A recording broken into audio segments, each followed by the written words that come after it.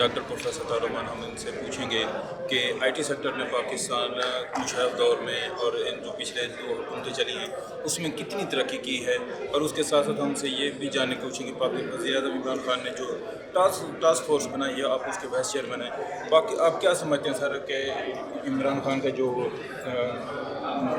Task force بنائی ہے I T کے حوالے سے، سائنس اور ٹیکنالوجی کے حوالے سے، پاکستان باقی ممالک کے ساتھ کتنے عرصے میں کھڑا ہوا؟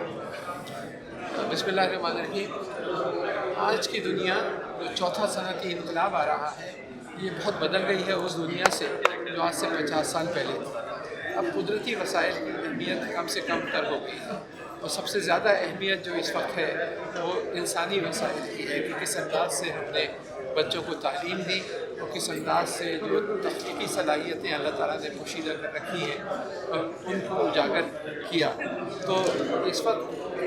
اگر ہمیں آگے بڑھنا ہے تو تعلیم، سائنس، ٹیکنالوجی اور جدت طرازی پہ زور دینا ہوگا۔ اور جو پرائم منسٹر نے نالج اکانومی کا ٹاسک فورس بنایا ہے، جس کے خود وہ وائس، اور جو پرائم منسٹر نے جو نالج اکانومی کا ٹاسک فورس بنایا ہے جس کے وہ خود چیئرمین ہیں اور میں وائس چیئرمین ہوں، اور اس میں کئی فیڈرل منسٹرز بھی ہیں، اس کا مقصد یہی ہے کہ پاکستان اپنی سمت تبدیل کرے۔ کیونکہ کیا وجہ ہے کہ ایسا ملک جس کی آبادی تقریباً 22 کروڑ ہے،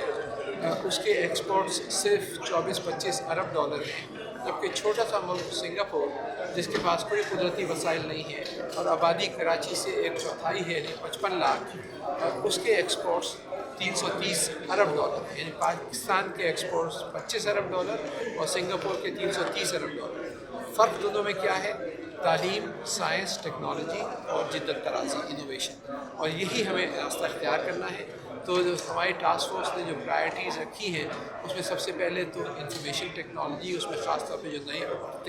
ابھرتے ہوئے فیلڈز ہیں جیسے مصنوعی ذہانت، artificial intelligence, internet of things اور دوسرے فیلڈز۔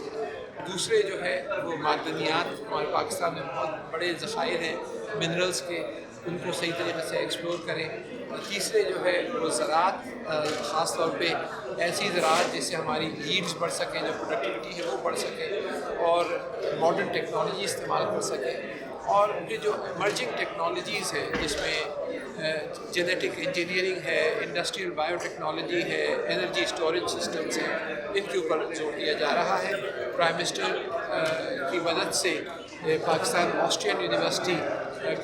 قائم ہو رہی ہے ہری پور ہزارہ میں، اور یہ جو ہے اگلے سال سے کلاسز شروع ہو جائیں گی، جس کی ڈگریاں آسٹریا سے ملا کریں گی۔ 20 چائنا سے مل کر سینٹرز آف ایکسلنس قائم ہو رہے ہیں ملک میں مختلف فیلڈز کے اندر۔ پرائم منسٹر ہاؤس جو پیچھے کی زمین ہے اس میں ایک نئی یونیورسٹی قائم ہو رہی ہے،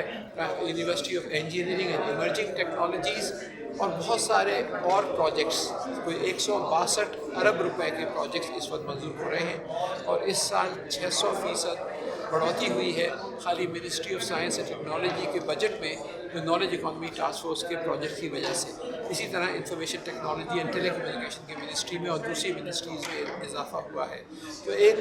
بڑا انقلاب آنا شروع ہو رہا ہے، کیونکہ یہ ملک کی تاریخ میں پہلی دفعہ یہ ہو رہا ہے کہ ہم نے یہ سمجھا ہے کہ ہم صرف